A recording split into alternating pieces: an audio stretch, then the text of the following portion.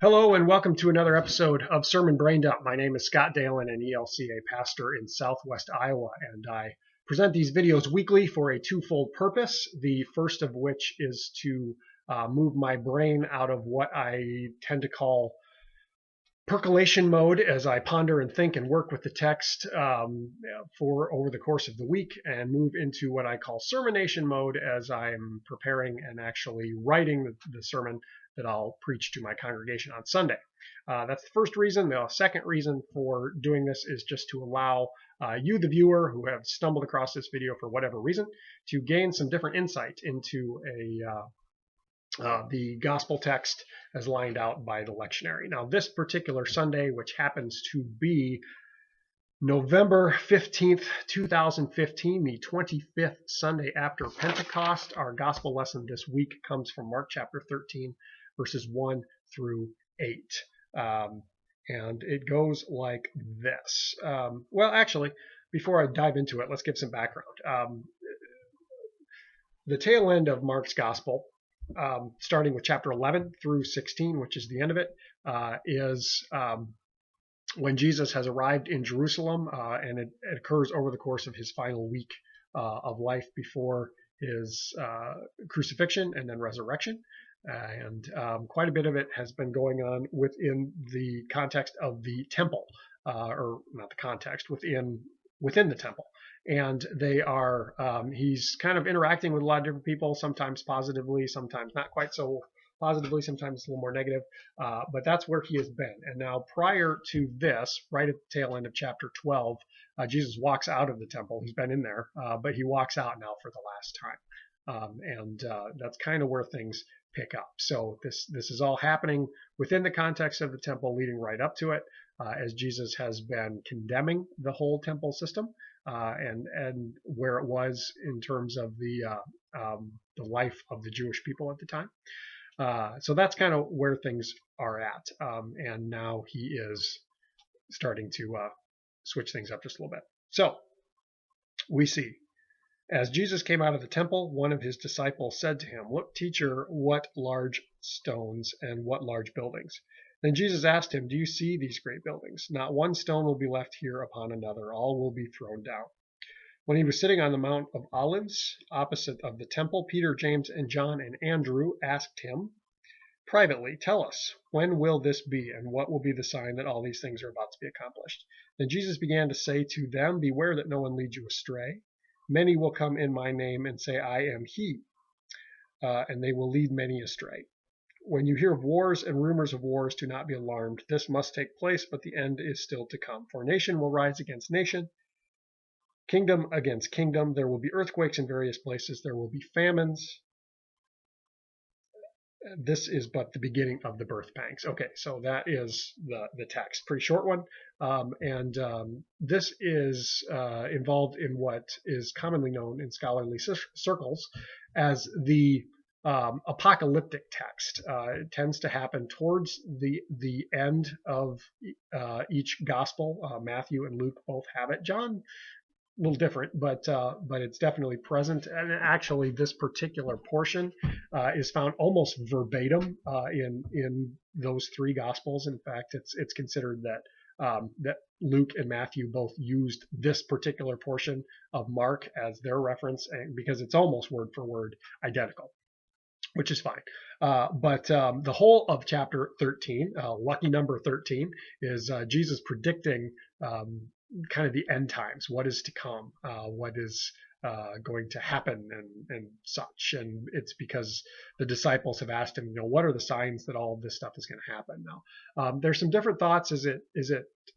What are the things that are going to point towards Jesus actually coming back? Are there different what's the word I'm looking for? Are there different signs that will point to his coming, or are they just to the end of the age, or which are kind of tied together, because we kind of believe that the end of the age will happen when Jesus comes back, but and that will be when God ushers in the new heaven and the new earth, and the resurrection will happen, and all that fun stuff.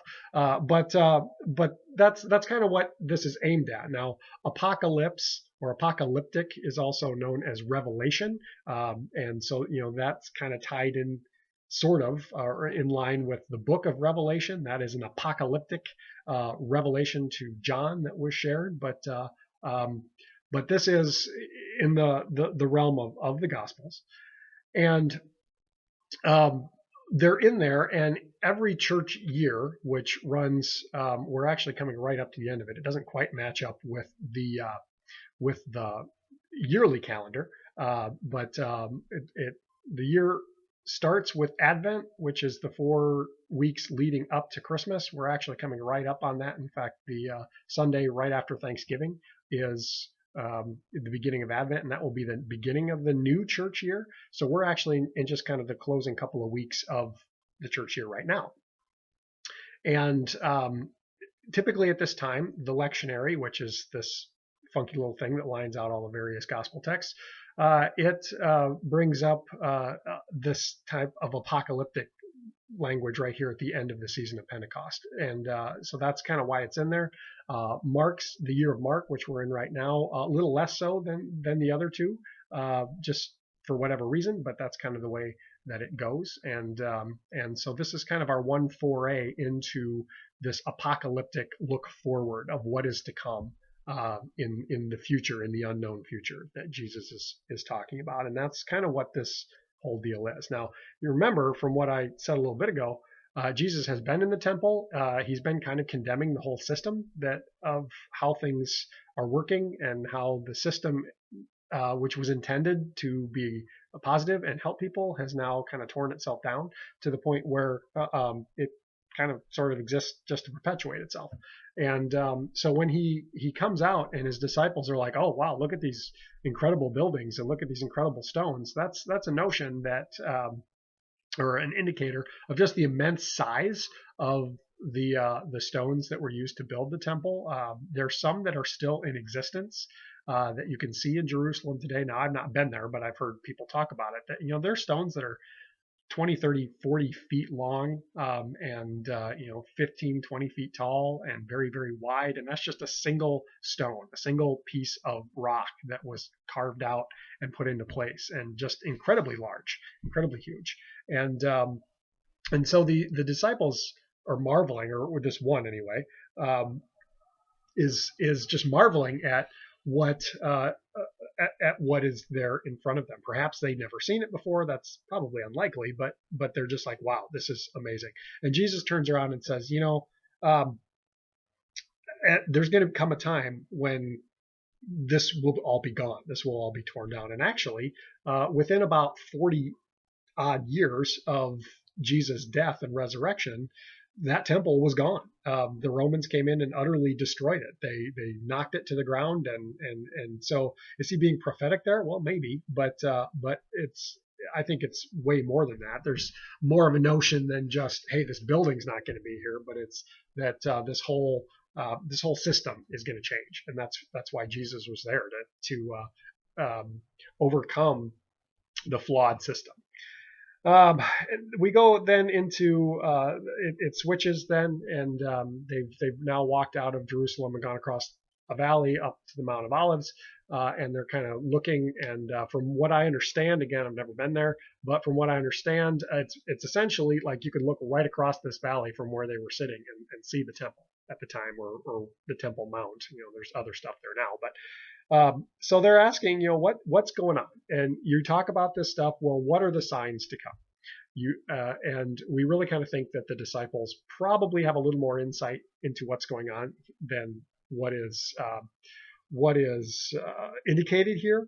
But they say, Jesus, hey, what are the signs that are going to be here? And in Jewish culture, big God type stuff was always accompanied by a sign. And that's why at different times we hear people ask Jesus, what sign can you give us that this is true, that these teachings of yours are true? And this is probably the same kind of mentality. But Jesus, or they're asking Jesus, hey, how are we going to know that this stuff is coming? How are we going to know that this stuff is about to happen? And it's interesting that The first thing Jesus says is, well, first off, don't be led astray, because in the end times, not necessarily in the end times, but just in the time to come, many people are going to come and try and lead others astray, saying I am he is the way it's presented here, but in the Greek it's ego eimi, that's I am, and many will come and say I am, which is the Jewish name for God, given to Moses clear back in the book of Exodus. But the other thing that he lists, interesting, he says wars, rumors of wars, earthquakes, famines, fires, all of this stuff. Nation will rise against nation, kingdom against kingdom. All this stuff, we look around the world today, and it kind of seems like that stuff's already going on. And so we think to ourselves, well, oh gosh, is this the end times? Or is Jesus coming back soon? And the interesting thing about that is we don't know. And it really points into that last statement that Jesus makes of this is but the beginning of the birth pangs. Anyone who's ever experienced a birth, whether it's a woman having a baby or a guy that's there with her, knows that it takes a lot of time. The birth pangs, probably a fancy way of talking about the like contractions when they happen. It's not a quick deal. It takes time. And I think what Jesus is saying there is that as you experience these bad things, or these different things, you hear about them, don't be afraid. It doesn't mean that things are imminent. It just means that things are continuing to move towards it. I was having a conversation earlier this week with a guy from my congregation, and we were talking about that. You're talking about, well, wars.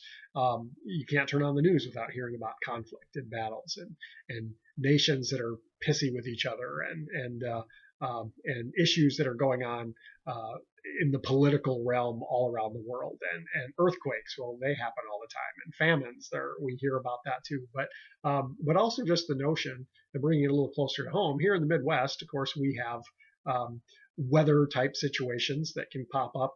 Earlier this week, very, very strange in November, but there were tornadoes here in Iowa, and that happens, usually not this time of year. Typically that's more of a summer situation, but this notion of like, well, that happens, and other people are like, how could you live there when there's a possibility of tornadoes?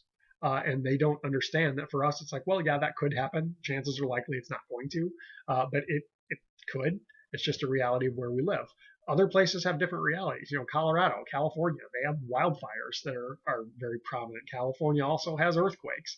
Down in the south, they have hurricanes. In the northwest, they have issues that can happen there, and it is a possibility wherever they are. And for the people that live there, they're just kind of used to it. But it's a foreign concept to us who live in a different area. That oh yeah, well that could happen, and that's kind of scary to think about. But then you live there, and it's just kind of like, well, that's just kind of the way it is. But I think that notion that Jesus is talking about here, that when you hear of these things, don't be afraid. That doesn't mean that things are all falling apart. That doesn't mean that things are bad. That doesn't mean that all of a sudden the world is ending. This is just the beginning. There's a lot more to come. So when it all comes down to it, when we start talking about the end times and Jesus coming back and the apocalyptic end times, or the end of the age, whatever you want to call it, we don't know when it's going to be. Whenever you hear someone come online or come on whatever and say, hey, we've determined when the end times are going to be, and it's this date, and because we cracked the code, that's a load of hooey. They don't know. Jesus himself says it, that no one knows the day or the hour except the Father. So Jesus himself doesn't even know when it's going to be like, hey, time to go back. But so we live in a time of within our faith here in this present age of live like Jesus is coming back tomorrow, fully expecting that it probably won't happen within our lifetimes. But so we cling to the hope that there is more after this life. And when we talk about things apocalyptic, end times, that's kind of what we're talking about. So that's kind of what's happening here in this text. If you have thoughts, questions, comments, share them down in the comment section, and we will continue the conversation that way. Otherwise, I hope you have a great week, and God bless.